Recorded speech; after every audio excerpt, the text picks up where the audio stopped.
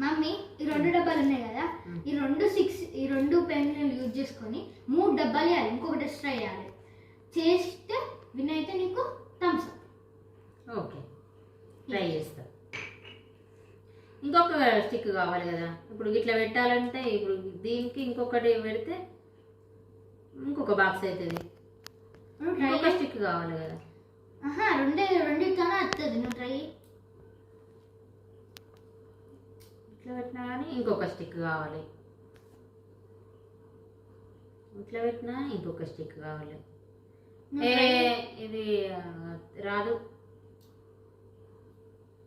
నేను చేయాలి మరి, థమ్స్ అప్ నాకే. మరి చెయ్యి.